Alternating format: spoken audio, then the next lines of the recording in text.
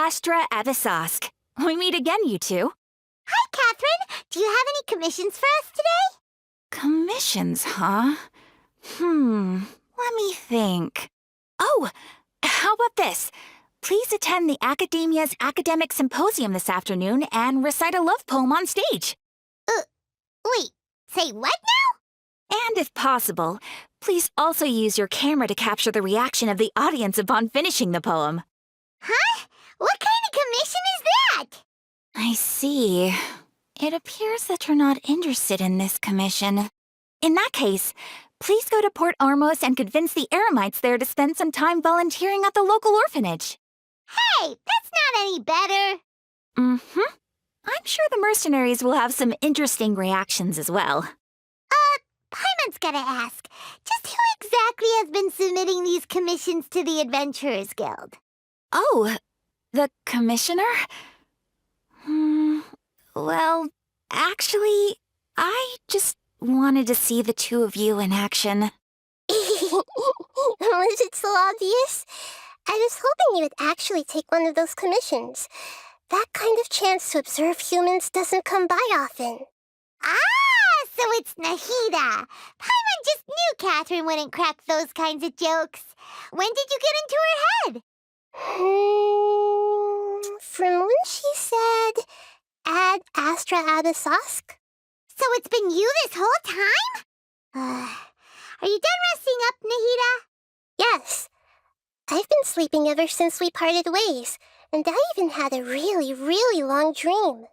It was another dream about the Sub-Zerus festival, except it was a happy one. In my dream, I was sitting in the middle of a flower terrace, and everyone in Sumeru City was holding hands as they danced in circles around me. They danced round and round, and everyone looked really happy. I also got to sit on a gigantic flower carriage. Ferris, the Knight of Flowers, raised me really, really high above the ground, and I was throwing an endless amount of Yalda candies at the children. You know, Nahida, maybe your dream is how the Sub-Zerus festival really should be. It's meant to be a joyous time where everyone gets together to celebrate your birthday. Huh? Wasn't I describing a really happy dream? Why are you both looking at me like that? Wait, could this be an example of the emotion known as pity? No, we aren't pitying you. That would only make everything worse. We just don't want you to feel too sad. By the way, have you had a chance to visit Dunyarzad? How's she doing?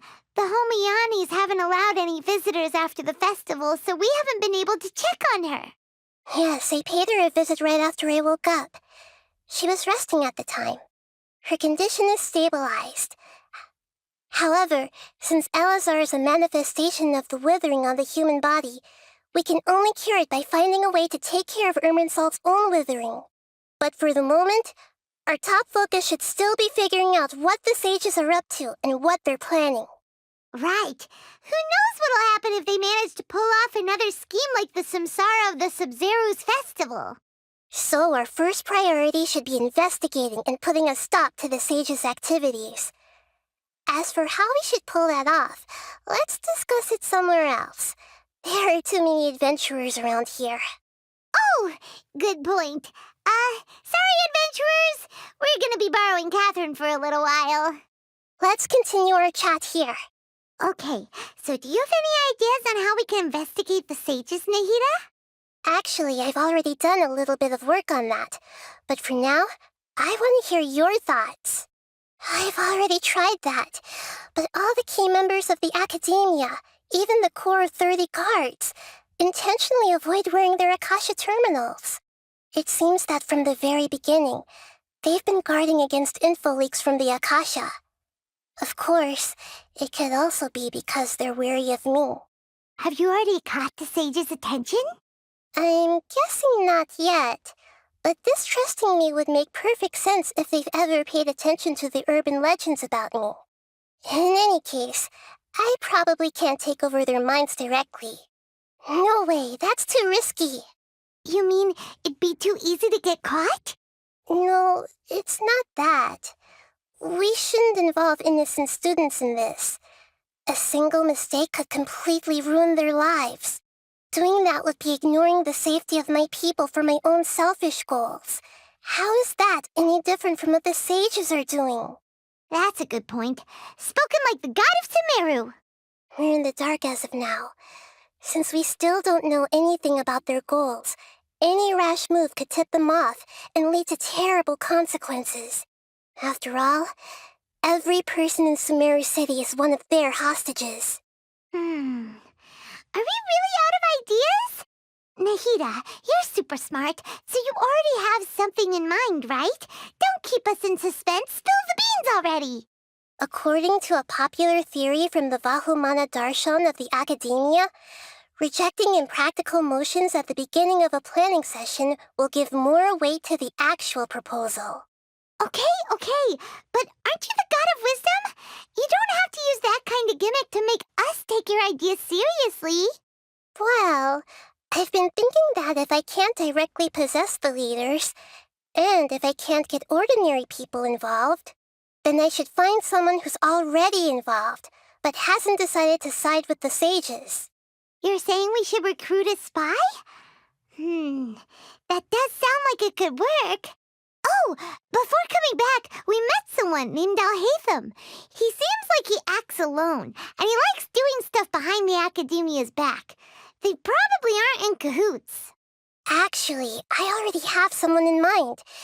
Do you still remember that female scholar named Sataria? Sataria. Paimon remembers now. Isn't she the one who's always trailing behind the Grand Sage of the Academia? We ran into her basically every time the Sub-Zero's festival repeated itself. You could even say we're old enemies by now. Paimon still remembers the smug and mean way she always spoke to Nilu. I've always liked observing all kinds of people, and Sataria has always stood out from the crowd. She was born in the desert and was hailed as their greatest genius. Her academic gifts allowed her special admission into the academia, and also gave her the opportunity to serve as the sage's assistant. Oh, Paimon didn't know she was from the desert. She must be pretty special then. Paimon feels like most of the desert dwellers around the city are working as mercenaries. The name Sataria means star. When she lived in the desert, she shone like the brightest star in the night sky. Later on, she was chosen by the sun. The star was given a place in the daytime sky to complement the sun's dazzling light. Soon after, the star witnessed the sun scorching the earth, which brought forth many disasters. The star began to waver. Instead of staying beside such a sun, wouldn't it be better to return and light up part of the night sky? But in the end, she couldn't give up the radiance of daytime. To cope with her shame, the star buried her guilt and closed her eyes. From the sound of it, Sataria's just hung up on the research opportunities here. But she doesn't really support the academia. She still feels guilty about not doing more for the desert, right? She's just running away from her problems. Indeed. When they are presented with complex moral issues, many people will simply plug their ears and go with the flow until the problem can't be fixed anymore. She's suppressing a lot of guilt, but before she realized it, she had already become the sage's accomplice. She can't deny her part in their schemes anymore. Right. We must somehow make her face her problems again. That way, not only can we get useful intel from her, but she can also use it as an opportunity to redeem herself. From my past observations, Sataria will take a day off from the academia every 10 days to do some shopping in the city. Tomorrow afternoon just happens to be a shopping day for her. That'll be our chance. To prepare, let's go check out some of her favorite spots and have a quick chat with a few of the vendors there. This should be Sataria's favorite fortune-telling spot. So should we ask the fortune teller about Sataria? No, I already have enough information on Sataria. The most important thing now is for you to pay attention to the vendor's talking style and key characteristics. Talking style and key characteristics? My poor lost lambs. Have you become troubled over your fates? The divine voice of wisdom often echoes between mine ears. If thou be blessed today by the gods, I may be able to show you the way. Huh? Really? Nahida, you've been whispering things to her? Shh! My friend here has some doubts regarding her future. Can we get a fortune reading for her? Of course, of course. In that case... Uh-huh. It would seem that Harut and Marut are quite wary of you. Perhaps, at some time in the past, you have somehow offended the gods. Only mocking the god of Animo, questioning the lord of Geo's financial savviness, and brawling with the god of Electro. Do those count? Oh, nothing. Go on, pick an aspect for her to divine. Love prospects? No problem at all. The gods have spoken. The truth shall be revealed. One who is fated to cross your path will appear on... Huh? So many people will fall for you. How could that be? Harut, Marut, did you two spoil my divination? I've never read a fortune so absurd. Actually, Paimon thinks this is probably the most accurate fortune-telling you've ever done. I admit that the orientation of today's celestial matrix is, suboptimal. As such, there will be no charge. Is that so? Well, that can't be helped. If you were to bring some food offerings for Harut and Marut on your next visit, perhaps they could help you reverse the wheels of fate. I've never seen Harut and Marut be so wary of anyone. Is this another one of Sataria's favorite stalls? Yep. It belongs to a king. His father helped Sataria a lot when she first moved to Samari City, so she still comes by whenever she has time. When I start talking with him, listen carefully to the details of our conversation. Ah, dear customers! Would you like to look at some pottery? We caught wind of your great craftsmanship, so we specifically came to take a look. Oh, I recognize you. Aren't you Miss Catherine from the Adventurers Guild? Sounds like I'm in for some big business. Speaking of, where did you learn this trade? I suppose you could say it all started with my dad. He's a mason by trade, but I picked up an interest in clay while apprenticing for him. After that, I began making pottery by myself in secret, and I simply changed trades when my works turned out well. Although it's a pity that I'm no longer making much use of the knowledge provided to me by the Akasha. That's nice. You're making a living doing something you love. So is your father still working as a mason? Oh no, not anymore. A few years back, he fell from a roof and broke his leg. Since he had already saved enough mora over all these years, he's just enjoying the retired life in Port Ormos nowadays. I see. We wish him peace and happiness in his retirement. I'll have someone in charge of logistics at the guild come by another day for some goods. We'll leave you to it. Take care now. No problem. Rest easy, all our goods are sure to meet your every need. That was my first time talking with Miss Catherine. I'm sure I sounded a bit nervous. This should be our final stop. Sataria's always thinking of this restaurant when she's working at the academia, so she always comes by whenever she's out in the city. Nahida, you've really thought of everything. It's my duty to protect Samari's citizens, after all. Hi there. I feel like I've seen you down by the docks before. Huh? Sorry, I don't quite remember. If I recall, you were having a discussion with someone about shipbuilding at the time. Ah, that's right! I've always been really interested in feats of marine engineering. After all, I grew up in Liyue Harbor and spent my entire childhood staring at the ships going in and out of the port. I came to Sumeru to study, but failed to make it into the academia due to my lack of talent. But I'm still discussing all kinds of problems with different scholars. And I'm continuing to study and perform research from the restaurant's basement.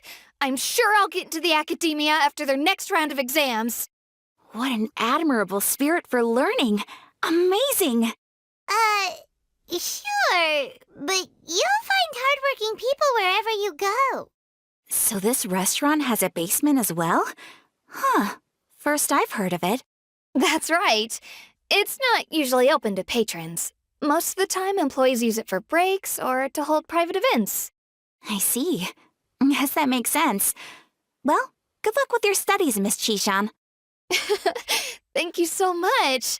As long as I can make it into the academia as an official student, I'll be happy. I must have met her somewhere. Why can't I remember? So, was that everybody? Mm-hmm. 3 familiar faces should be enough for Sataria.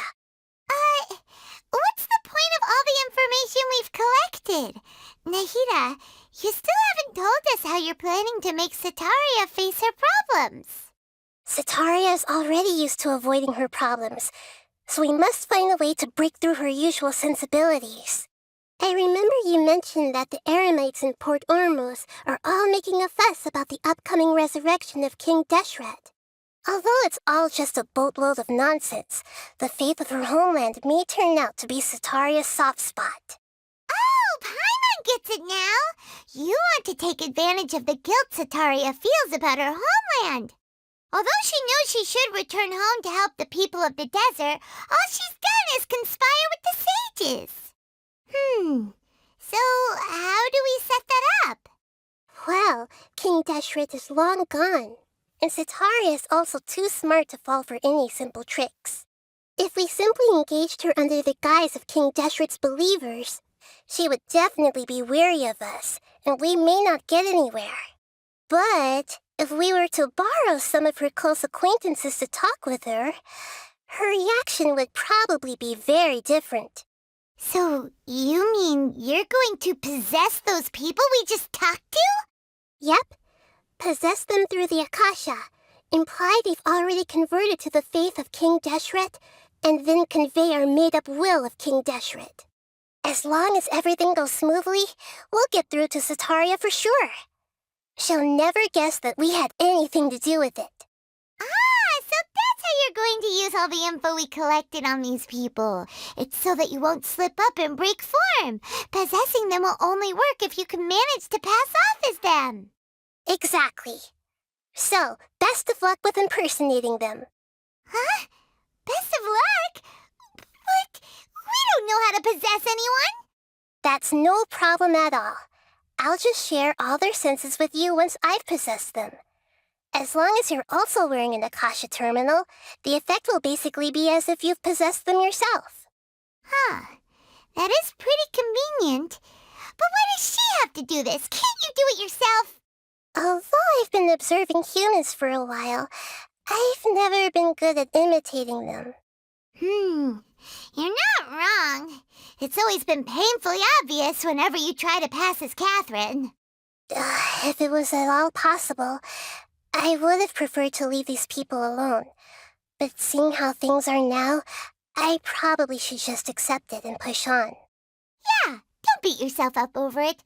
We're only doing this to help everyone, and we'll only be borrowing them for a little while anyway. All right, then let's give it a go tomorrow afternoon. Oh, here she comes. Sataria's here.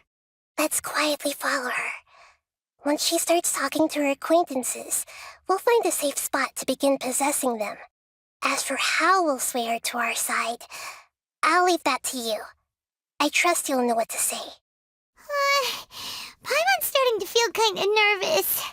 Okay, let's go. Looks like they've already started talking.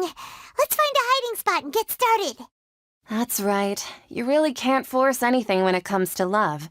And besides, everyone around me has a very different background and outlook. Are you still listening to me, Nabia? Oh, of course I'm listening.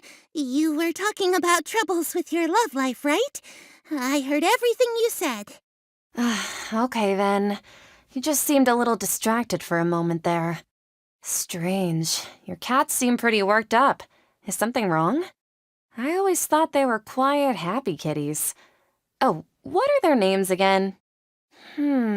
Are you sure? Those aren't ringing a bell for some reason. Well, actually, they have many names. Which names I use depends on my mood. Huh, I see. I imagine that must be hard for the kitties, too. Ahem. So, which fortune do you want me to read for you today? You must have come for another echo of the divine voice of wisdom. I'd like to get another reading on my love prospects, but to be perfectly honest with you, I feel like I've been a real mess recently. A mess? Well, could you do a reading on how long it'll take me to finish my current project at work? I really just want to get it over with. I hear you. No problem at all. The gods will reveal the truth.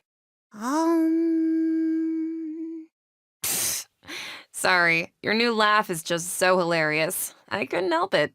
Oh, please pay no mind to those kinds of details.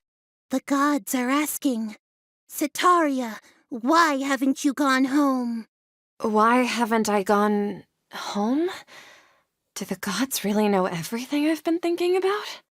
Sitaria, why don't you just go home? It's a demand now instead of a question. The gods seem to be truly upset. I'm sorry. I know I failed the gods. Please pass on my most sincere apologies and ask for their divine forgiveness. And if I may ask, Nabia, is there a specific god who's speaking to you right now? What an inconsiderate and naive question. The god who is speaking to me is, of course, the wisest and mightiest of all, King Deshret. King Deshret? No wonder he would make such a demand of me. Wait a second. King Deshret passed away a long time ago. Even though news of King Deshret's resurrection has been spreading like wildfire, it's all just a misinformation campaign from the academia. How can King Deshret still exist in real life? What insolence! I am King Deshret's most loyal believer. Do you wish to refute his voice of wisdom? Oh, no. As a child of the desert, I am only reveling in his power upon learning that his divine glory has touched even this city. I will think very carefully about his demand of me. I'm sorry. I must go now. Wait! Whoa, she just ran off in a hurry. She looked pretty upset, too. Well done. Sitaria didn't seem to suspect anything amiss. To have something she's been trying desperately to avoid show up out of nowhere and berate her, that must have shaken her to the core. Aw, Nahida, it seems like you understand human emotions really well after all. All I know are some abstract Harvard-taught theories. In any case, my time with you has shown a lot of them to be utterly useless. I'm still trying to make sense of everything. Anyway, enough of that. Let's hurry and catch up to Sitaria. She's at Akeem's now, right on cue. Let's get ready to possess him right away. What's gotten into Harut and Marut? They seem terrified of me all of a sudden. It's okay. I just got caught up in something. Oh, actually, didn't you ask me to help you look for work? What kind of work were you looking for again? Gardening? But don't you hate everything to do with plants? I still remember getting mad at you for secretly throwing away the bonsai that I gave you as a present. You see, a friend told me that the secret to self-improvement is to work on things you're not so good at. Fair enough. I didn't think that was something you would consider. Speaking of, how's he doing? Is he feeling any better? Huh? Wasn't he nursing a leg injury? If I recall correctly, his strong arms had always been his pride and joy. He sprained his arm a while back while trying to show off his strength. I thought you'd heard. Actually, while we're talking about him, is he still living in Port Ormos? Yeah, he's been retired there for a while. If you could find the time, please write him a letter. Let him know that recently, faith in King Deshret has taken root in Port Ormos and has begun to spread across Sumeru. He has a quick temper and has always been a devout follower of the Dendro Archon. I don't want him to get into a fight with those King Deshret believers because of a difference in beliefs. Oh? So, who are you siding with in all of this? The Academia or King Deshret? I'm so jealous of you. You were born a child of the desert, yet you chose to betray King Deshret, and now you spend all your time with those crooks from the Academia. Akeem, you don't mean you've also become a believer of King Deshret? What's so strange about becoming a believer of the wise King Deshret? In fact, aren't you the strange one? The one who still can't pick a side? Can't pick a side? Me? Whoa! Paimon had no idea you'd be so good at this. You really zeroed in on the issue and put it right in front of her. It might feel a bit overwhelming for Sataria. But once everything is over, I'll be sure to pay her a visit to her mind and explain everything. Anyway, let's keep going. Come on! Sataria's already started talking with Shishan. Whoa. What happened just now? Wasn't I talking with Sitaria? Where'd she go? So, Shishan, have you noticed anything weird in the city lately? Like, as if someone was trying to preach to you about something? Wait, did you just say attic? I thought this place didn't have an attic. Also, don't you usually study in the basement? Well, the restaurant recently added an attic. I've been studying there because it has better lighting. Oh, right. Speaking of strange things, I celebrated the Subzerus festival so many times that I lost count. That was really weird. Wait, how could you be aware of that? That should be impossible. Nothing in the report indicated anything like that. Are you still failing to realize that the Academia's lowly tricks could never deceive all of Sumeru's citizens? Shishan, don't tell me that you've converted to King Deshret as well. What an absurd question. You make it sound like I should be ashamed for becoming a believer of King Deshret. In reality, shouldn't you be the one who is ashamed? You, who worked side by side with the Academia and treated people as nothing more than experimental subjects. Please, please stop! Even now, Sataria's still trying to run from her problems. She can no longer justify everything to herself. Hey, she's trying to talk to the guards. What should we do? This is the most important part of all. Quick, get ready. Mercenary, you're a member of the Corps of 30, correct?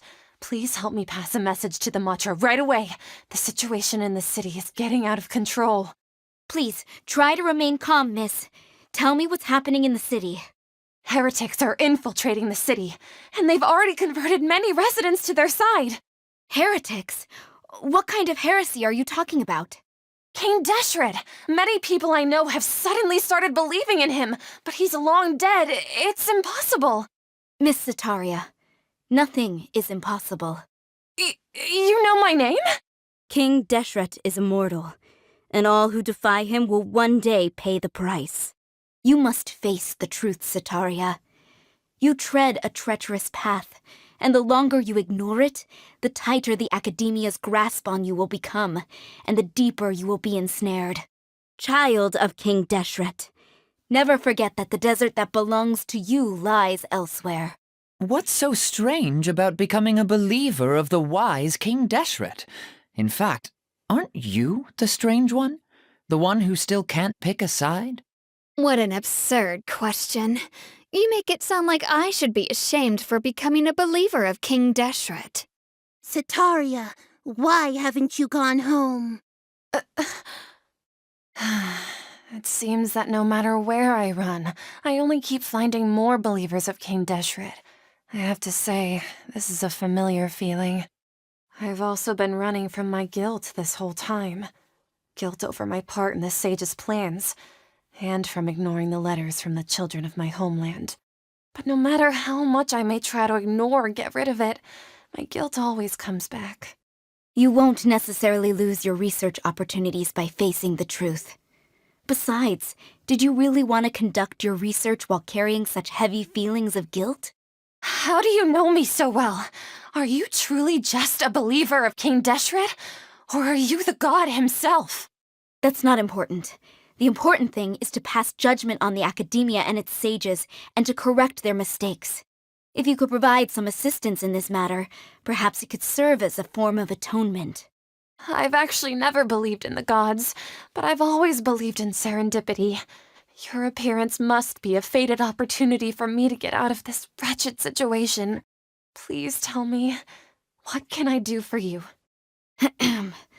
How much do you know about the sage's current activities? I was just one of the designers for the massed dream harvest scheme, which is what happened around the Subzerus festival. But I know very little about the full scope of the overall project. I'd assume that only staff with the highest clearance would have access to those confidential documents. I've just been working to meet the Grand Sage's specified requirements. However, there's something that's been really bothering me. I heard that a scholar who was previously expelled has returned to the city, and even the sages are still quite wary of him. To fight against the academia, we will need to figure out the nature and the purpose of their work. Is there a way for us to get access to the confidential documents you mentioned? It should be possible if we're willing to take some risks. After all, I'm an assistant to the Grand Sage, and I've been working on many tasks outside of the project. One thing, though, I won't be able to transfer the documents to you through the Akasha once I get my hands on them. The sages have always closely monitored all activities within the Akasha. Let me see. Let's use the most primitive method. Send someone to pick up the documents tomorrow evening at the Academia entrance. The academia entrance. Wouldn't that be too conspicuous? Don't worry about that. I assure you, this won't be a trap. I'm only suggesting this location because it'll draw more scrutiny for me to leave the Academia again. It'll be safest for me to distract the guards long enough to hand you the documents. All right, I trust you. So, if I were to successfully complete this task, would it mean I've atoned for my wrongdoings? That'll depend on the judgment of the Dendro Archon. The Dendro Archon. That's right. Her people are the ones we have endangered. As the god of wisdom, she's also the one responsible for judging and guiding the scholars. Maybe it's time for me to find a god to believe in. Just as Nahida predicted, we've managed to bring Sataria to our side. The Traveler's execution was ingenious. She's the one who deserves all the praise. Well, now that we've made plans to meet again tomorrow evening, all we can do is pray for Sataria's mission to go off without a hitch. Pray? But if we're going to pray to the gods, aren't we just praying to you? God of wisdom and guardian of the scholars? No. The truth is the true guardian of scholars. I've always believed that. Anyway, let's meet again tomorrow evening at the Adventurers Guild. I seem to have dozed off just now. Maybe I studied way too late last night? I'm sorry. Can I help you with anything? Catherine, we're here! Oh, you are the other Catherine, right? That's right. I suppose I'm the other Catherine in your mind. Shh!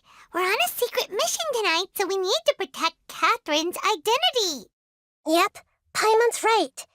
We cannot fully rule out the chance that the meetup tonight is just a trap.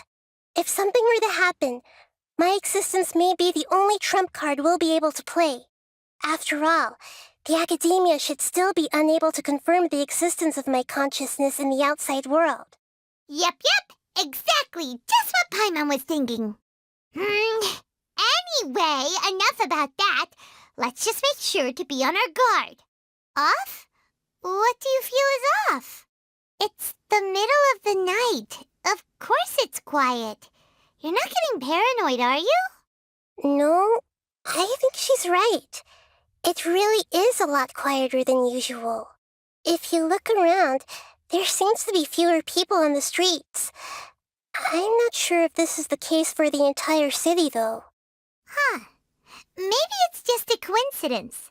Maybe Sataria figured out a way to not only distract the guards, but also to get everyone to go to sleep early, just so we can exchange the documents in peace. I also can't quite figure out why things feel a little off. But now that we're here, let's go ahead and meet her as we planned. Well, regardless, as long as you're here with us, Paimon feels a little safer. Huh. There really aren't many people out right now. Let's hope it'll be this quiet in front of the academia, and that Sataria managed to distract all the guards. This should be far enough. Paimon needs to catch her breath first. Is Nahida going to be okay? We only made it out because of her. Paimon wasn't counting on running into a new harbinger here, let alone such a high-ranking one. That guy was number 2. So scary. He called himself the Doctor. Remember, Tainari told us about him. Sataria did say that someone who once got expelled from the academia came back recently, and that even the sages are wary of him. Yep, sounds like she must have been talking about the Doctor. Yeah, now that the Doctor's in the picture, we're no longer just dealing with the academia. They're in cahoots with the Fatui. But what are the Fatui after this time? Another Gnosis? Yeah, things would be a lot easier with Nahida's help. Nahida said we'll meet again outside of the city. But we can't just keep waiting around, right?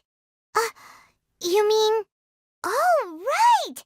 Wasn't he invited by the sages to work on some project when we were staying with him in the Avidia Forest? That has to be the same project. Even though he turned it down at the time, he might still know something. There's no time to lose. Let's go to Gandharvaville. Hold it right there. A blonde-haired traveler and a floating fairy. We've got you all right. Take a look around. You've fallen right into our trap. Are you mercenaries from the Corps of 30? Did you come here to arrest us? Corps of 30? We're nothing like those government lapdogs who don't even get scraps for their work. We are an elite brigade that commands the highest commission rate in all of Sumeru. We're here on the orders of a client known only as the Outcast. The Outcast? An outcast from the academia? But why wouldn't the Doctor just send the Fatui after us? Still wasting time on idle chit-chat. We'll shut you up soon enough. Get them! You're up, Traveler! It isn't over yet! Here comes reinforcements! That was pretty rough. Is that what elite mercenaries are like? Yeah, looks like we'll have to keep our guards up. But this Doctor guy seems like a pretty tough opponent. He knew exactly where to set up an ambush. Did he predict that we would try to find Tainari? Going up against smart people is tough. Anyway, let's keep going. Oh, it's the Traveler and Paimon. What are you two doing back here? Kale, it's nice to see you again. Are you doing all right? To be honest, I'm not doing too well. My Elazar has been progressing at a faster rate lately. I'm finding it harder to complete more intricate tasks. As a result, Master Tainari is taking me off the patrol schedule. He will only allow me to stay here and coordinate other people's tasks. Oh, Kale. Speaking of Tainari, did he go off on patrol? We're here to talk to him. Oh, Master Tainari? He just left the Avidia Forest a little while ago. He was headed to Pardis Di. Huh? He left? But isn't Tainari always saying that he never wants to leave the Avidia Forest? He even turned down the sage's invitation. I thought it was weird too. Master Tainari always prioritizes his work as a forest watcher above everything. He almost never leaves his post. He left in a hurry this time, though. No, I only found out that he left through a message he left behind. He also made sure to delegate all his tasks using a schedule. To leave in such a hurry? I guess he had something urgent to take care of. Master Tainari originally studied in the Amorta Darshan of the Academia, and Pardis Eye is something like the Amorta's research base. Many rare shrubs and grasses have been planted there for research. I know that before he became a forest watcher, Master Tainari once spent a long time conducting research at Pardis Eye. A research base, huh? Gotta wonder what kind of research Tainari just decided to work on all of a sudden. Oh, we don't have a lot of time, so let's go look for him at Pardis Eye. Don't worry. I'm fine. I'm used to living with Elazar by now. If you run into Master Tainari, please send him my regards. Got it. Will do. See you later, Kale. I had already made up my mind, to be honest with you, so I didn't try to hide my current condition. Don't worry about me. He'll be fine.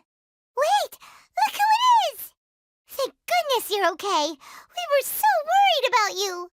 Hey, this was supposed to be a touching reunion, but you're ruining the moment. Actually, it's very smart of the Traveler to be wary of me right now. After all, the Doctor has shown that his technology can apparently even control human minds. Plus, it's not like you could have known what happened after we split up and I was facing the Doctor by myself. Even a pool of stagnant water after a torrential storm can occasionally pass as a patch of sky. Paimon feels like only the real Nahida could come up with such an obscure analogy. Huh? But I wasn't trying to win your trust or anything. All I wanted was to clarify my point. Well, we understand that point now. Please, Nahida, tell us more about what happened. Are those poor people all right? When you left, I was still in the middle of restoring everyone's minds. Thankfully, when the Doctor mentioned depositing information into the subconscious, he didn't mean engraving information into their minds. Instead, he did something closer to creating hallucinations. That was still within my power to fix. Luckily, I managed to finish my restorations and mind jump away from him just as he was about to capture me. Whew, what a relief. The Doctor sure pulled out some hidden cards, but good thing we had Nahida with us. I wouldn't be relieved just yet. I gave away my true identity when I restored everyone's minds, which means we've lost another one of our trump cards. Also, the Doctor is already an expert at modifying Akasha terminals. Maybe it's only a matter of time until he captures my consciousness inside the Akasha. Would that mean you'd no longer be able to jump between minds? Then how do we stop him? He's still at the Academia, so it's possible he already started messing with the Akasha. Ugh, it feels like he's toying with us. What a nasty piece of work. Plus, the Doctor's combat ability alone is apparently enough to make him worthy of being number 2 of the Fatui. We shouldn't give up hope just yet. Let's try to find another way to attack this problem. Actually, Nahida, how did you know we were trying to get to Pardis Eye? Have you been waiting for us? Yes, I have. I can see the Traveler's elemental energy, so I deduced your destination by looking at the direction you were moving in. You didn't come here for sightseeing, right? Did you find any leads? We're looking for a scholar we know. His name is Tainari, and the sages once tried to reach out to him. Why don't you come inside with us and see what we can find? Okay. Let's just hope we won't get him into trouble. Traveler? It is you! It's Hypatia! Ah, what a pleasant surprise! It's so nice to see the two of you again. Who's this? She's a scholar we met in the Avidia Forest. When we last saw each other, she was still training in the, what's it called? Satyavada life? Oh, I see. That's right, we're old friends. You've come at just the right time. Ever since I've come here, hardly anyone has even talked to me. Hypatia, you're way too excited about this. Actually, for you to leave the Avidia Forest means you're not in training anymore? Wait, no. Did you already finish your training and reach Pariporna life? What do you think? My consciousness has already managed to make contact with the divine. You did it? Congratulations! It's so exhilarating to share this sublime joy with others at long last. when my consciousness made contact with the gods. Ah, what a supreme and unparalleled experience that was! That sounds incredible! Oh, all right. Actually, please wait. I haven't forgotten my promise to you. Remember? I promised to help you understand what you saw from Irminsul once I gained deeper insights. My current self has not only gained true insight, but I can even help you establish a direct connection to the consciousness of the divine. You can do that? I've never heard of anything like that, but if you want to give it a try, I'll do my best to protect your consciousness during the process. Hold on. I brought some spirit-born ale with me. This is still a crucial part of the ceremony. We're using that incense again? All right now. Hold my hand. I'll help you establish a pathway to connect your consciousness. Okay. Ready? What was that? Did we actually just see the Balladier's memories? Everything matches what we know about him. But how is he connected to the divine consciousness that Hypatia was talking about? You saw it, right? You felt it, right? Such a majestic god! Such a noble will! Such sublime emotion! Alas, shame. If only that which beats within my chest wasn't a filthy mortal heart. Oh, great and merciful God, please grant me forgiveness and salvation. Do you understand now? I'm afraid this is no periporno life, but rather... You! Why are you so mean to me? Why is everyone hiding from me? I found divine wisdom. Shouldn't I receive praise and honor? Haven't I uncovered that light in the darkness? Hypatia? That's how I always thought everything should be. Wait, have I already lost my mind? Wait, something isn't right! Okay, we finally lost him. Are you okay, Nahida? Wait, no. Something feels different. You're back! Oh, the Traveler's back? Nahida was controlling your body for a while. It seemed like she jumped over to you as an emergency measure right before the Catherine puppet was destroyed. After that, Tainari heard the commotion and came over. He helped us defeat the mercenaries and then he ran with us all the way here. What? You swapped places? You mean your consciousness also went into Nahida's body? Wait, then where is Nahida's consciousness? Where is she now? I never imagined that an individual's consciousness could be transferred around like this. Had I not seen it with my own eyes, I would have never believed it. I don't think this can be achieved with current human technology. Also, while we were running, the consciousness in your body told me to pass on a message. She said, "The doctor has found a way to trap my consciousness, so I can't journey with you anymore. But even in a moonless night, a shower of starlight can still drown out illusions and lies." Oh no! Nahida's trapped in the sanctuary of Surasthana for good this time. Was that message all she left for us? It's pretty vague. Oh, that makes sense. Since the doctor captured her, she won't be able to say anything without him knowing. She's being extra careful. Even in a moonless night, a shower of starlight can still drown out illusions and lies. Huh. Paimon knows the moon illusions and lies are from that alchemical divination at the Sub-Zero's festival. Didn't Nahida use a starlight analogy before? It had something to do with Sataria. Oh, that makes a lot of sense. Huh. Do you think Nahida was telling us to go find help in the desert? But she isn't with us anymore. Think we'll be okay? Paimon, you said Sanctuary of Surasthana, correct? Does this mean that this Nahida you're talking about, the consciousness who was occupying the Traveler's body, is the Dendro Archon? Your guess is correct, but the situation's a bit complicated, so it's really hard for us to explain right now. That's all right. A scholar's curiosity doesn't need to be appeased right away.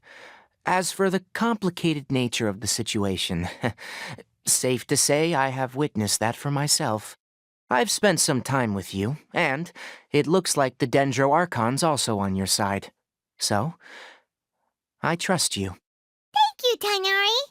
Oh, actually, we came here to ask you a question. What do you know about the project that the sages have been working on? Ah, that.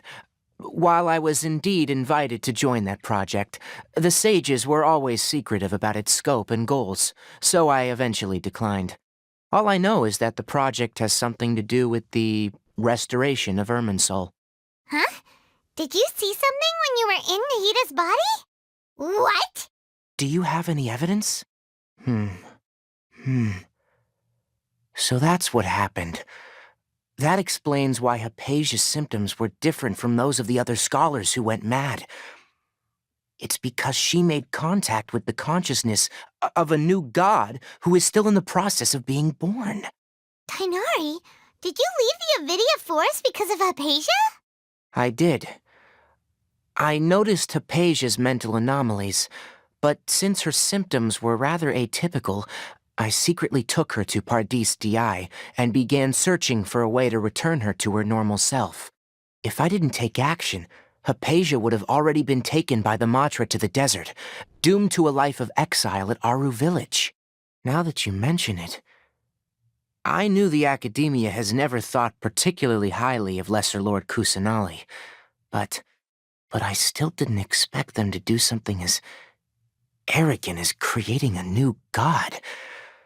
Looks like I made the right decision by not accepting their invitation. The Doctor and the Balladeer.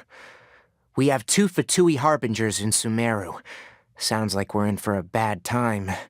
From your description, I don't think they've completed their project. There may still be room for us to intervene. But then, what is the connection between creating a new god and restoring Irminsul? Yeah, it feels like we're still nowhere close to figuring out the sage's goals. Right, we've pretty much gone over everything we need to know, so we should head out. How about you, Tainari? What are you going to do? I'll stay here for now. I still want to try a few more things to help Hypatia. If you're planning to go into the desert, start by heading for Caravan Ribat. That'll be your fastest route. Come find me here if there's anything else I can do to help. May the spirit of wisdom go with you. Thanks, Tainari. Hopefully Hypatia will feel better soon. We're off then. We finally made it to Caravan Ribat. It's pretty lively here. So, just past this wall is the desert, huh? Oh, wow. Paimon remembers hearing people call this the Wall of Samiel. It's made to block sandstorms from the outside. Oh, if it's this tall, it's gotta be the divine work of Greater Lord Rukkhadevata, right? Enough gawking. Come on, follow me. Huh? Over here. Oh, Hatham went that way! Let's hurry up and follow him. Wonder what he's up to. What the? Where did she go? How did we lose them? They were just here a second ago. More Aramite mercenaries? Who are they working for this time? Anyway, Traveler, it seems like we were being followed again. You were too careless. You should have noticed those hopeless amateurs trailing you a long time ago. There's no need to thank me. I've never cared to keep track of personal favors. All I did was correct a mistake I happened to come across. It's a habit I developed at the Academia. You really gave Paimon a scare, Alhaitham. We never thought we'd run into you here. Last time we met at Port Ormos, didn't you say you were going back to the Academia? Wait, don't tell Paimon that you're here to take us back on their orders. Oh, so you've already landed yourselves on the Academia's hit list. I can't say that I didn't expect it. However, had I wished to turn you over to the Academia, don't you think you'd already be the Eremites' honored guests by now? Oh, right. You do have a point.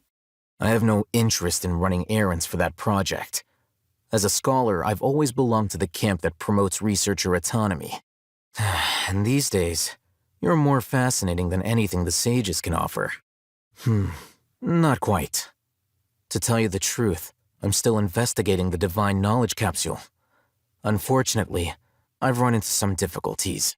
Everyone says the capsule originated in the desert and was eventually moved to Port Ormos. If I am to get to the bottom of this, I must understand how the capsule first came to be. Which brings me back to you and why you're so interesting. The leader of Ain al-Ahmar used the divine knowledge capsule right in front of you, and upon seeing him, your expression became perplexed, and you were lost in thought for quite some time. To have that kind of reaction, I think you must have realized something. Are you interested at all in sharing what you've been hiding from me? Al-Haytham, you really have a ridiculous eye for detail. What kind of person even notices or remembers stuff like that? So that's your answer. Well, I do work for the academia after all. So considering that, it is indeed wise to keep your cards close to your chest. But that does prove you do have some undisclosed information about the divine knowledge capsule. Am I right? No matter. Rather than simply learning the answers from you, I'd still prefer to investigate on my own. Speaking of, you two are also headed to the desert? That's right. We have the same plan as you. But we don't really have any concrete goals at the moment. Then I'd suggest starting with Aru Village. It's the largest settlement in the desert, so it'll probably have more resources and intel than anywhere else. Well, would you like to head there together? It's always better to travel with someone you know. Let's go! Before us lies Aru Village, the safe haven of the desert folk.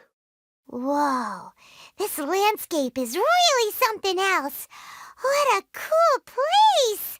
Let's go check it out! Sino, unless my memory fails me, we have barely spoken 2 words to each other before now at the academia. Would you care to enlighten me as to when and how I invited the General Mahamatra's wrath? Al-Haytham, do not think you can escape my judgment just because you managed to escape my attack. Judgment? So that's how you'd characterize your actions here, is it? Or would elimination perhaps be a more accurate description? Had I used my full strength, not even this traveler would have been able to stop me. Though styled like an assassination, I sought only to ensure that my target would be unable to flee or resist. Standard practice for the Matra, as well you know. Seemed to me more like your own personal touch. Who is that, Al-Haytham? Did you call him General Mahamatra? Yes. General Mahamatra Sino, head of all the Matra at the academia. He's a formidable hunter, and the ultimate nightmare for any who have committed academic crimes. You seem to have placed a lot of trust in Al-Haytham, to the point of blocking an attack for him. If I were you, I'd never choose to side with him. I wouldn't believe a single word that comes out of his mouth. I have been pursuing this scribe for a long time. I urge you, stand back and do not seek to defend him any longer. Otherwise, there will be consequences. Has Al-Haytham done something wrong? Paimon doesn't think he's as bad as you've made him out to be. I won't waste my breath explaining things. Al-Haytham, I saw it during our fight. Take it out. The divine knowledge capsule you're hiding on your person. Unless you want me to retrieve it for myself. Very perceptive of you. Nothing escapes a Matra's senses. Wait, the divine knowledge capsule? Didn't it fall into the Matra's hands in Port Ormos? No wonder you speak with such confidence, Sino. But I must admit, I'm very curious. What does this capsule mean to you? And why, as General Mahamatra of the Academia, are you all alone in the desert? As far as I'm aware, the other Matra have been speculating about your disappearance. Have you been given a mission that's, let's say, morally dubious? If I was the real target of your mission, what was stopping you from simply using your authority and resources to judge me within the walls of the Academia? I should have known you'd be difficult to deal with. You two? Ugh! What should we do, Traveler? Paimon feels like we can't trust either of them! Ahem. Well, look at you two, acting all tough and self-righteous over there. Wait, Dia? gotta help us out here. Otherwise, these two are gonna start fighting again. Yeah, sure looks that way. Two giants from the academia duking it out once and for all. Not something you get to see every day, that's for sure. Listen, I know you academic types love to fill up your big brains with self-righteous morality and lord your empty rules and virtues over each other. But how dare you bring your petty disputes into the safe haven of Aru Village? It seems like someone's gonna have to beat some sense into your thick skulls until you finally learn to respect these grounds. Hey, did either of you hear a word I just said? Whoa, what's going on? The wind's so strong. Is this a sandstorm? Paimon's gonna get blown away. Another sandstorm? What's up with these recently? Hey! All of you, over here, quickly! We have to take cover! Someone's calling for us! Oh, this wind is too strong! Let's get over there! That sounded like Candace. Come on, you two. Jeez, are all of you academia folks such hard work? Move it! All right, stop yelling. Well, this is pretty awkward. Hey, wanna play sardines with three people who wanna tear each other limb from limb? Sure, why not? Sounds fun. The air is so thick and heavy. Paimon can hardly keep floating anymore. My sincere apologies, everyone. This is the home of our village chief. I will have to ask you to make do with this small room until the sandstorm dies down. Please, let me introduce myself. I am Candace, protector of Aru Village. Our savior has come at last! Nice to meet you, Candace. The name's Paimon. Thank you so much for helping us. There's no need to thank me. It's only right to help each other when the weather gets rough. Wow, she's so gentle and caring, like a nice older sister. Unlike those guys over there. All right. Now that we're all better acquainted, we should return to the topic at hand. As a guardian charged with the responsibility to protect my fellow villagers from harm, I was observing your conflict from afar, even before the sandstorm started. And now that you have set foot within our village itself, it is all the more my responsibility to make absolutely sure that you pose no threat whatsoever to us. So please, have an honest and sincere conversation with one another, and put your hostile feelings to rest. If anyone dares to start anything again while they are under this roof, I will not hesitate to send them out for some quality time with the creatures of the sandstorm. Oh, on second thought, Paimon may have misjudged Candace's character. And that goes for you too, Miss Dia. Do I make myself clear? All right, we got it, Candace. That's what I like to hear. So, which of you will begin? I was supposed to be a mediator, but I might have gotten a little too involved just now. Anyway, one of those two should probably start talking. Wait, that was you trying to be a mediator? I have nothing to hide, so there's no shame in explaining myself. While Al-Haytham wasn't wrong about the other Matra not knowing my whereabouts, it's not because I've been assigned a morally dubious mission. Rather, I've chosen to exile myself. Huh? Exile yourself? A little while ago, I discovered that there was data missing in the Academia's project planning and development files. What little they did report clearly did not match the project's actual progress. As General Mahamatra, I had the responsibility and authority to request an audit. However, to my surprise, the person responsible for the erroneous data was none other than Grand Sage Azar himself. I tried to investigate the issue myself before submitting a formal audit request, but I soon found that all leads and potential pieces of incriminating evidence were carefully concealed from me. I began to realize that they were cautious of me from the very beginning. Unsurprisingly, the Grand Sage rejected my audit request as soon as the submission reached his desk. He even said to me, "The power of the General Mahamatra is granted by the sages.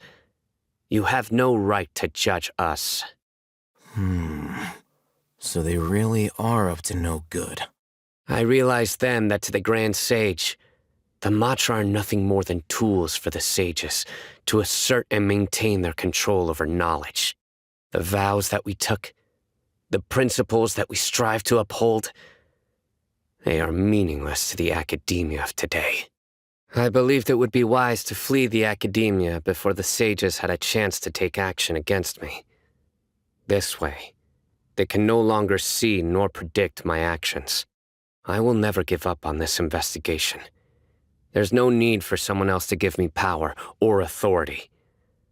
Once I find the truth, I will administer judgment by my own name.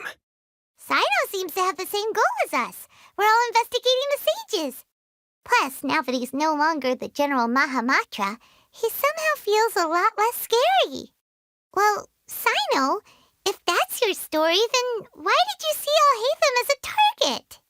When I was investigating the matter in the academia, I overheard a conversation between Alhaitham and a sage.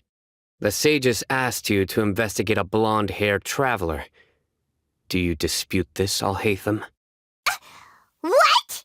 Like many parts of the project, this assignment was undocumented. Now throw in your suspicious behavior with the Divine Knowledge Capsule, and I think we deserve an explanation. Yes. I was indeed tasked with investigating the Traveler. Alhaitham! After all, the promised reward was so great that hardly any scholar could have refused. The sage told me, once you've completed this assignment, I can give you a glimpse of divine knowledge. A most enticing offer. Unfortunately, those academics don't know me at all. Their words contained one key piece of information, namely that divine knowledge indeed exists. That gave me all I needed to know. From my perspective, the sages are far from trustworthy. Think about it. Isn't it a little strange they're so willing to share divine knowledge with anyone, even as a reward? So, I began my own investigation following the lead of the Divine Knowledge Capsule. In the end, I realized my wisdom in committing to this rather than collaborating with the sages. Had I been less guarded, I probably would have ended up like that Ain al-Ahmar mercenary, incapable of remaining sane for long enough to hold a conversation. You mean that the sages originally planned to dispose of you, using one of those capsules that drive people insane? I'd already given up on the assignment by then. I only told the academia I was waiting in Port Ormos for you to appear so they wouldn't suspect anything. So it came as quite a surprise when I encountered my erstwhile target while investigating the Divine Knowledge Capsule. Criminals do love to talk about coincidences. Even though I ran into the Traveler by chance, I had no intention of providing assistance to the academia. Also, you should remember, you were the ones who decided to follow me and strike up a conversation after I left that tavern. That's true. Alhaitham helped us out at Caravan Rebat as well. Maybe he's telling the truth. I'm willing to apologize if that's worth anything to you. I took the Divine Knowledge Capsule behind your back because I judged its existence to be a significant risk. I felt that it would be best for no one to interact with it before it had been properly studied. After all, curiosity often proves to be the most dangerous thing in this land. You should be well aware, Scribe Alhaitham, that curiosity can also lead you to danger and suspicion. Answer me this. Did the sages share any information about their project with you? Have I not made myself clear?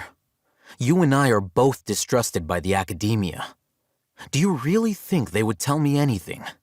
Fine. Although you haven't completely proven your innocence, I won't regard you as an enemy, for now. As you wish. Good. I'm glad to see you two clearing up your misunderstandings. And now you, Dia. I believe it's your turn. Oh, sorry. Whatever the boys were talking about must have been so boring that I spaced out. My situation is pretty straightforward. My employer, Dunyarzad of the Homayani family, is friends with the Traveler and is currently recovering from her illness at home. I had nothing going on, so I decided to return to Aru village for a visit. I was actually looking forward to a pretty exciting time getting back together with everyone here. But then I saw these two random guys in the middle of a pointless argument. You ticked me off, and things went downhill from there. Is that all? Well, I will admit that definitely sounds like your style. In that case, welcome back, dear. That's more like it. I missed you all so much, Candace. Whoa! What was that sound? No need to worry. Now that you're no longer at each other's throats, please make yourselves at home. I'll take a quick trip outside to clear out some of those creatures in the sandstorm. Creatures? In the sandstorm? Are you sure you don't want some backup? Fighting in a sandstorm is not for the faint-hearted. Anyone without extensive training in these conditions is at a disadvantage. You needn't worry. Yeah, just leave him to Candace. Don't worry, she's as tough as they come. The wind's died down. That means the sandstorm's over, right? Candace still isn't back yet, though. Is she all right? Maybe we should go out and check on her. When you put it that way, even I'm starting to feel a little worried. All right, let's go. We've been here long enough, and the boys are as chatty as the floor. Whoa! Candace, you're still fighting? You've been out here dealing with these creatures the entire time? Yes. They just keep coming in waves. I've lost count of how many I've defeated. Before I realized it, even the sandstorm had stopped. Ah! Here comes another wave! Leave this round to us. I got interrupted earlier, but now I have something to take my anger out on. It's been quite a while since I've seen the Flame Mane in action. I'll leave these to you then. I'll be sure to put on a good show. Let's go! Here comes another wave! When are they ever gonna let up? The creatures stopped appearing. Was that the last of them? What we fought just now was probably the aftermath of the sandstorm. So we should be safe for the time being. Well fought, everyone. No injuries, I hope. Huh? Who are you? Ah, my apologies. I haven't had a chance to greet you yet. I had my hands full taking care of the village's elderly and children. I am the chief of Aru Village. Everyone usually calls me Uncle Anpu. Sir, I am also originally from the desert, but I have not been back for some time now. May I ask if such sandstorms are common? I can't say they've always been common, but recently the storms have become increasingly severe and frequent. Besides sandstorms, we also occasionally get earthquakes. According to an investigator who stayed in the village a while ago, these unusual natural phenomena are related to the withering of Irminsul. Another effect of Irminsul's withering. So, Irminsul's withering causes withering zones in the forest, and sandstorms and earthquakes here in the desert? Everything in the natural world is inextricably connected to Irminsul. These regional symptoms can indeed be a reflection of Irminsul's present state. Everyone in Aru Village needs to take good care of themselves. Speaking of which, why haven't I seen a single village keeper since I got here? Village keeper? Who are they? Village guards like Candace? Does your curiosity know no bounds? Village Keeper is how Aru Village refers to mad scholars exiled here by the academia. Most of them are scholars who lost their sanity after a period of training in the Avidia forest. The academia believes that their crazed mutterings may have a negative effect on the psyches of other scholars. So, they're forcibly exiled to the desert. Though if you ask me, it's all a boatload of nonsense. Alas, that's exactly what we've been trying to investigate. One by one, the village keepers have been mysteriously disappearing without a trace. But no one in the village has ever seen them leave. If you're planning to stay around the village for the next few days, I'd appreciate it if you could keep an eye out for them. I've had encounters with those people in the past. I'll see what I can do to help. The Matra are the ones responsible for their exile. Now that you're no longer with them, are you trying to alleviate your guilt and atone for your past sins? I'm fascinated by how you think. Mock me if you will, but if you are guilty, I will eliminate you, regardless of my position or identity. Oh, you're the former General Mahamatra. You must be an expert in these kinds of investigations. Thank you for your help. Is it because you're reminded of Hypatia? Oh, these poor scholars. First they lose their sanity, now this! We need to help get them back home, safe and sound. But, is it really a good idea to tag along with Sino? You seem like you really don't trust him. I'll be grateful for the assistance. No doubt you will do a better job than some of my former subordinates. Let's start by finding a spot to share what we know so far. Although I've sent myself into exile, I'm still doing essentially the same things as before. Do you still have any questions for me before we start our investigation?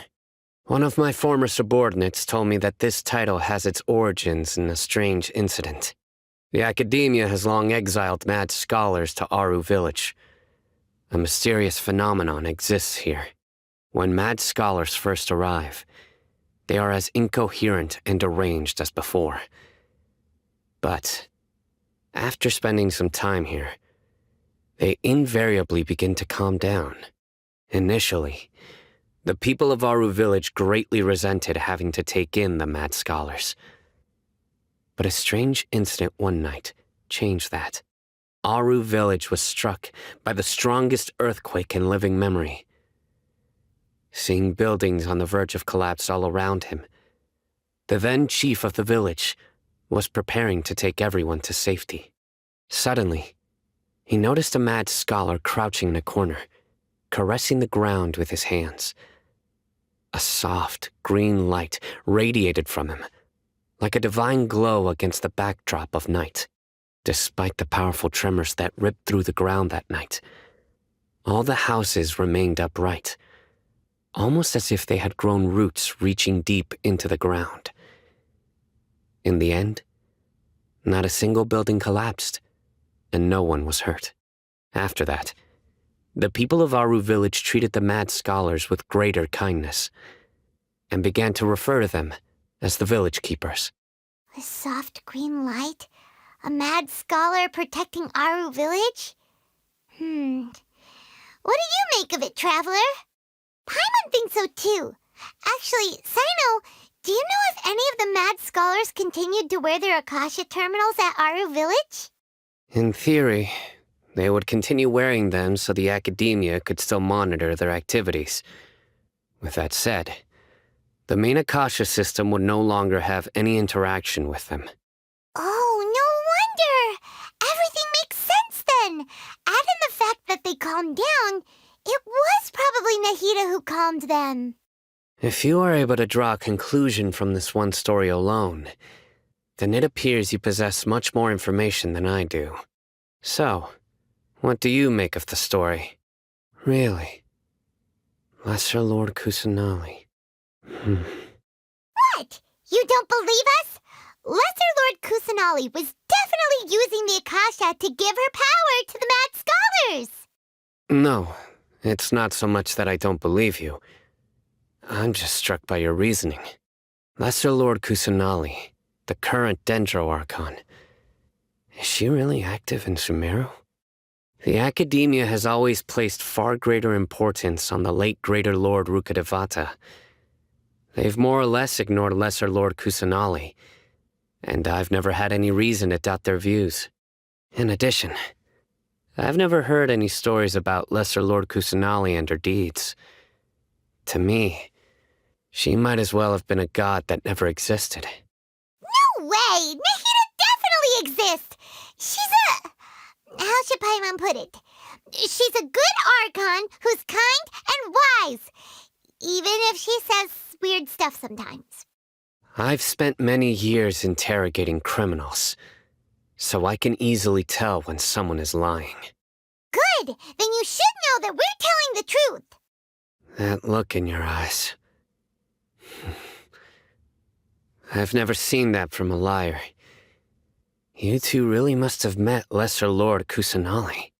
How can this be? To think, our Archon has been amongst us this entire time.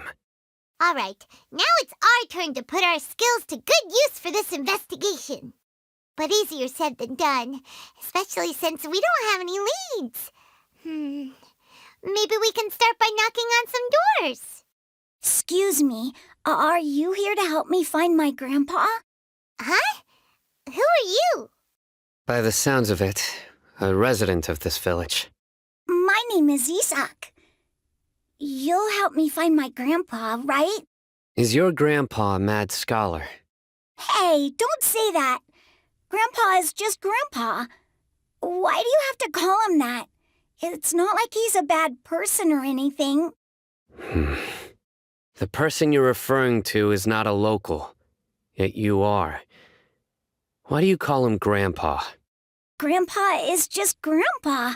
He's my family. I heard everything you said to the village chief.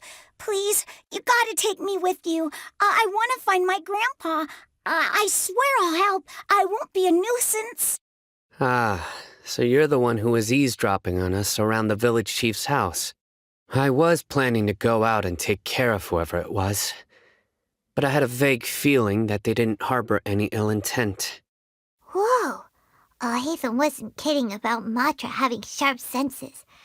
Sino, he's just a kid. All he wants is to find his grandpa. Let's find a way to help him. Sorry, I was only listening in because I wanted to know where Grandpa went. Honest. If you don't believe me, you can ask Miss Candace. All right. But first, let's confirm the facts with Candace. Sino is super vigilant. Is this what all the Matra are like? Ah, you're back already. We just wanted to confirm something with you. Do you know a boy by the name of Isak? I had a feeling he'd go looking for you. Huh? You knew this would happen? Yes. Although he tried his best to stay hidden, I still noticed him eavesdropping outside the window. He really wants to get his grandfather back. Isak's parents were both Aramite mercenaries who rarely returned to the village after finding employment in the city. He was raised by his grandfather. Unfortunately, it was only a few years before his grandpa passed away. Isak was still very young at the time, so various families in the village took turns caring for him so he could survive. Later, an elderly mad scholar arrived at the village. Isak thought the scholar bore a striking resemblance to his grandfather, and thus often spied on the man. However, the scholar was unkempt in appearance and incoherent in speech. Although Isak referred to the man as his grandpa, he was afraid and didn't dare to approach him. One summer night, the oft mumbling and bumbling grandpa suddenly calmed down and seemed to become more lucid. He even noticed Isak hiding in the distance. So Grandpa walked up to Isak and patted him on the head. He even took Isak to the entrance of the village, where he patiently taught the boy the names of the stars, and accompanied Isak until he fell asleep. The next morning, Isak woke up and wanted to go find his grandpa again, only to realize his grandpa no longer recognized him. However, even so, Grandpa retained his calm expression. It's said that those who saw the scholar claimed he no longer appeared to be crazy, but appeared to be living in his own world, almost as if he were sleepwalking. Isak was thrilled that his grandpa was able to find peace and would follow him all the time, asking him things like, "Grandpa, want me to take you somewhere fun?" or, "Grandpa, could you tell me stories about the stars again?" All this somehow just makes Paimon feel really sad. It seems like they both deserve so much better. Perhaps. Nearly everyone who lives in the desert has some form of hardship or regret. But even so, we must still continue on with our lives. It's also my reason for fighting. I must continue to protect this land. Maybe the people have always had a considerate god watching over them. Huh? What did you say, Sino? No, nothing. As long as Isak keeps his word and doesn't get in our way, we can take him along. Perhaps you are more compassionate than I gave you credit for. Please accept my thanks on Isak's behalf, Sino. Oh, it's you guys. We've cleared everything up. Let's go find your grandpa. Really? Wow, thank you so much. Yeah. All right. Let's ask the local residents some questions first.